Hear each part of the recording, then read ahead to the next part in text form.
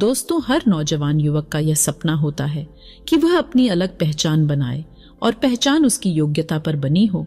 वो सोचता है कि वो कुछ ऐसा कर दिखाए जिस पर उसे गर्व हो, और कुछ ऐसा ही सोचना था एक व्यापारी के बेटे का भी। ये कहानी है जापान के एक व्यापारी की, जो शहर का सबसे अमीर व्यक्ति था। उसके पास सब कुछ था, उसके पास किसी चीज की कोई कमी नहीं थी, केवल अपने बेटे से परेशान था।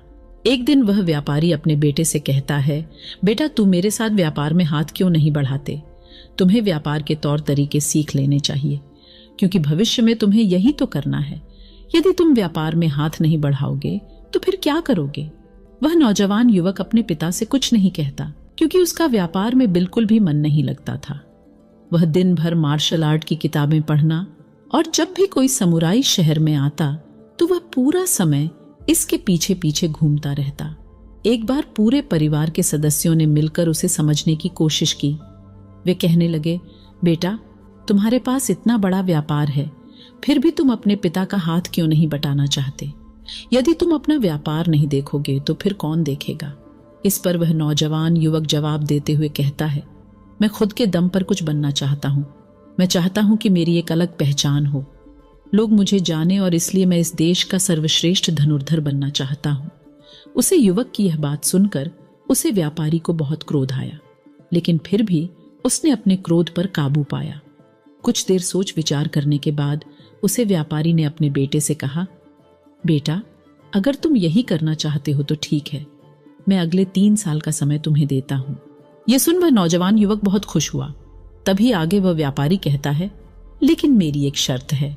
इस पर वह नौजवान युवक कहता है, क्या शर्त है आपकी पिताजी? उसके पिताजी अपने बेटे से कहते हैं, देखो, मैं तुम्हें अगले 3 साल का समय तो दे रहा हूं, लेकिन तुम्हें हर साल मुझे यह बताना होगा कि तुम क्या कर रहे हो और तुमने उसमें कितनी उन्नति कर ली है।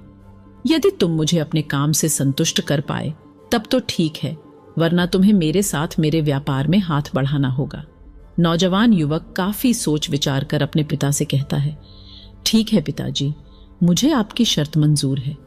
उसके ठीक 2 दिन बाद वह नौजवान युवक अपने पिता की आज्ञा लेकर धनुर्विद्या सीखने के लिए घर से निकाल पड़ता है, और वह कई देशों की यात्रा करके गुरु के पास पहुंचता है। वह गुरु जापान में धनुर्विद्या और युद्ध कला सिखाने के लिए प्रसिद्ध थे। उनकी ख्याति दूर दूर तक फैली हुई थी, लेकिन वह बहुत कम लोगों को अपना शिष्य बनाते थे। वह नौजवान युवक उन गुरु के पास पहुंचकर उन्हें प्रणाम करता है और कहता है, हे गुरुवार, मैंने आपके बारे में बहुत सुना है और इसीलिए मैं बहुत दूर से यात्रा करके आपके पास आया। मैं आपसे धनुर्विद्या सीखना चाहता हूँ। मैं धनुर्विद्या में बेहतर होना चाहता हूँ। फिर जवान युवक सारी बातें कहता जा रहा था, लेकिन इस पर गुरुवर कुछ भी जवाब नहीं दे रहे थे। और जब कुछ देर तक उन गुरुवर ने जवाब नहीं दिया तो इस पर उस नौजवान युवक ने अपने घर पर बीती सारी बातें उन गुरु को बता दी। उसने ये बता दिया कि किस तरह से उसके पिता ने उसके सामने शर्त रखी है कि यदि वह अपने जीवन में सफल ना हो पाया, वह अपने जीवन में वह ना कर पाया जो वह करना चाहता है, तो उसे उनका व्यापार आगे बढ़ाना होगा। आगे वह नौजवान युवक उन गुरुवर से कहता है, हे गुरुवर, मैं आपसे वादा करता हूं, मैं पूरी कर्तव्य निष्ठा के साथ धनुर्विद्या सीखूंगा और मैं आपका समय बर्बाद नहीं करूंगा, इसलिए कृपया करके मुझे अपना शिष्य बना लीजिए। तभी उस गुरु ने उस युवक की तरफ ध्यान से देखा। उन्होंने देखा कि वह अपने साथ काफी सामान भी लेकर आया था और उसके साथ उसके 2 सहायक भी आए हुए थे।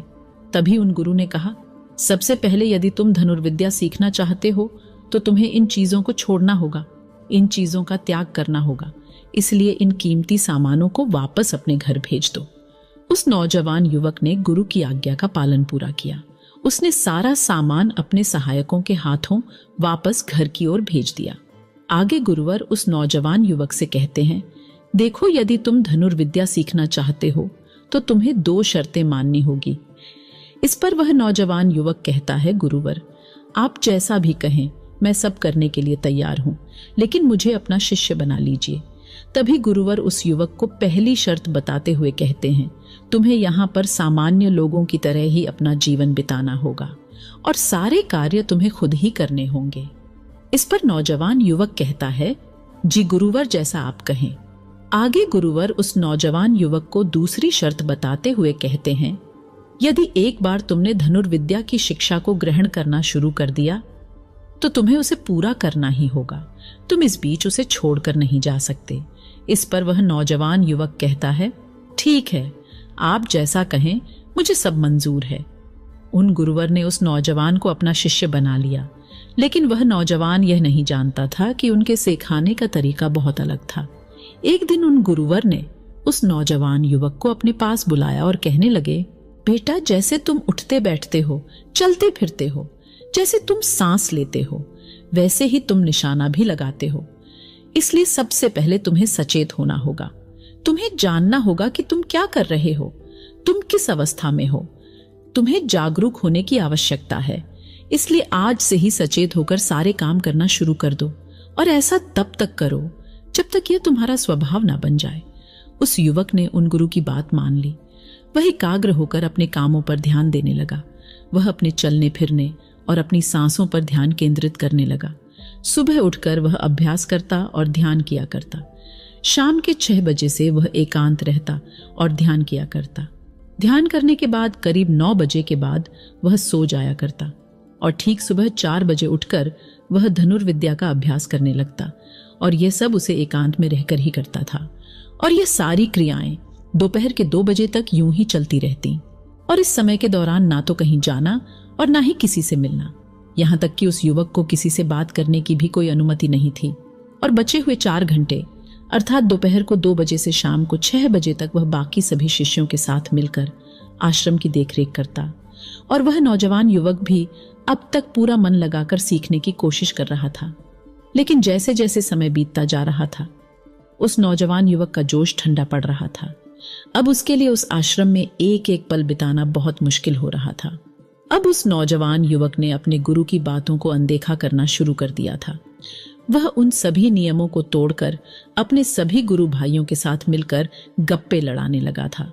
वह उन्हें अपने व्यापार की बातें बताता, उसके पास क्या कुछ है, और उस नौजवान युवक को इतना अमीर पाकर कई लोग उसके मित्र भी बन चुके थे, क्योंकि वह सोचते थे कि यह तो अमीर व्यापारी का बेटा है, कभी ना कभी तो भविष्य में कोई ना कोई फायदा हमें अवश्य मिलेगा। देखते ही देखते उस नौजवान युवक और बाकी लोगों की दोस्ती और भी गहरी होती जा रही थी।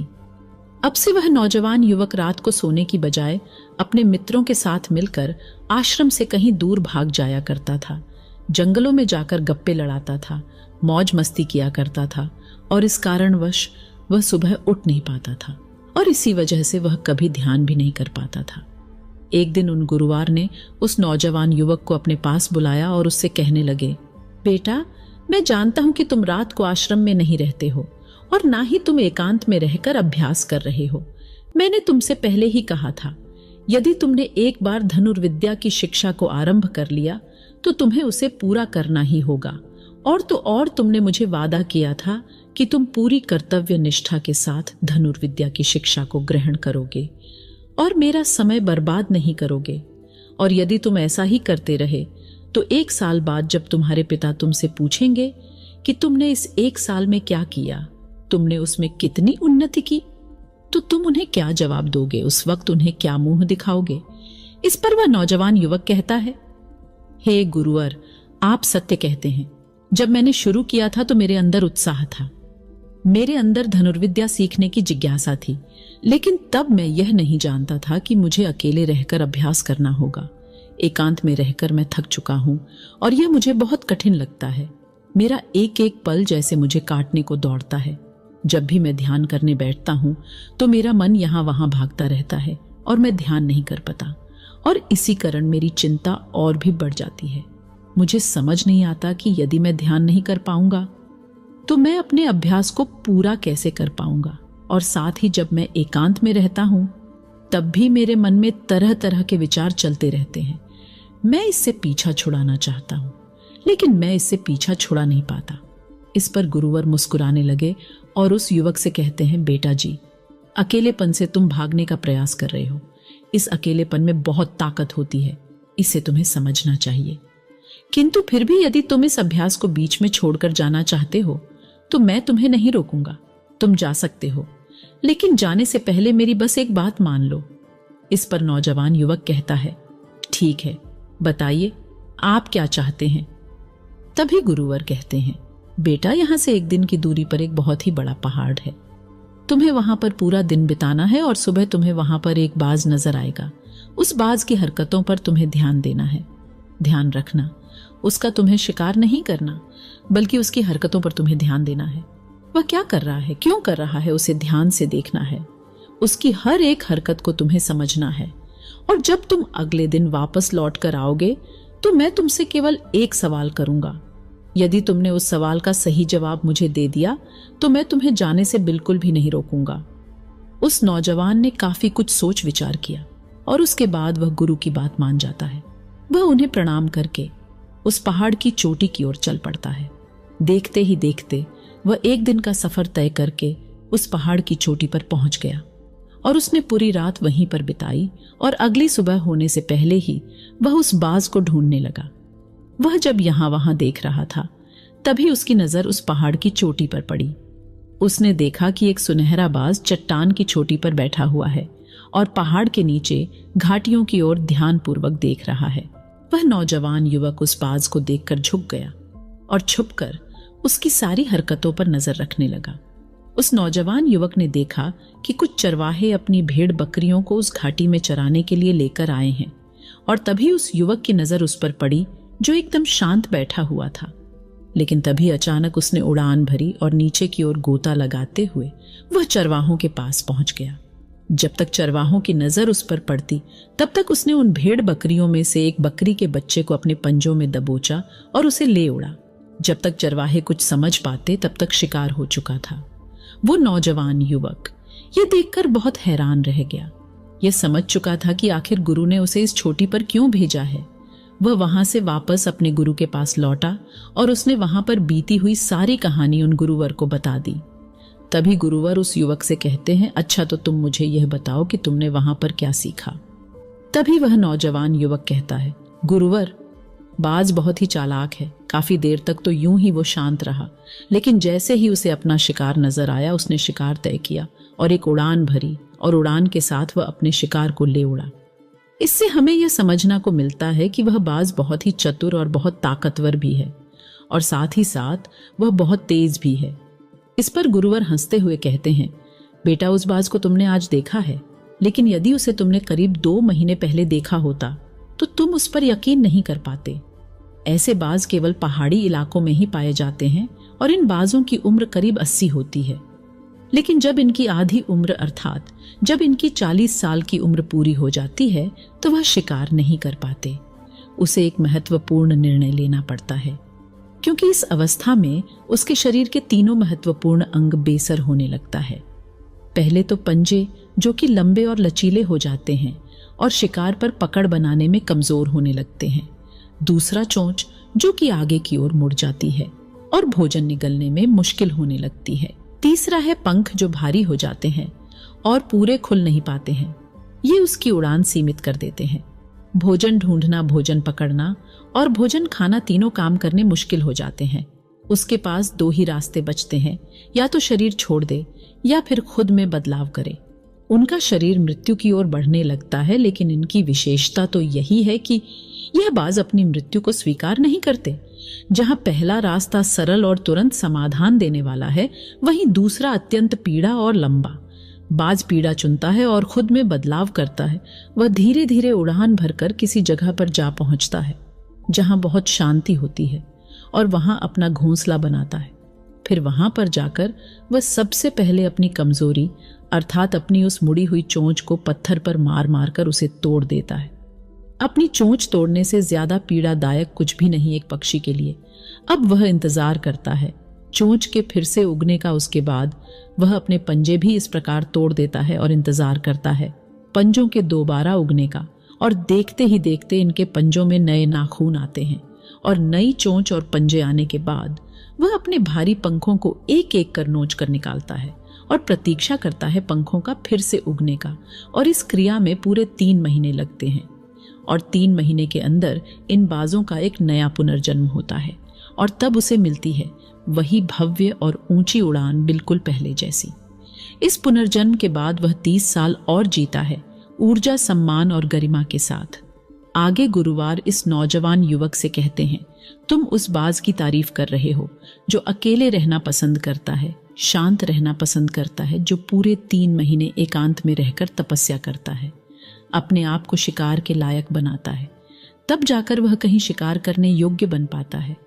तुमने देखा होगा कि जो भी ताकतवर इंसान है वह हमेशा एकांत ही रहते हैं, लेकिन जो व्यक्ति कमजोर है, जिसके अंदर तरह तरह की कमियां हैं, वह लोगों के बीच छुपाने का प्रयास करता है। आगे गुरुवर उस नौजवान युवक से कहते हैं, मेरी बात ध्यानपूर्वक सुनो। यदि तुम अपने जीवन में सफल होना चाहते हो, अपनी पहचान बनाना चाहते हो, तो सबसे पहले दिशाहीन से दृढ़ निश्चय वाले बनो।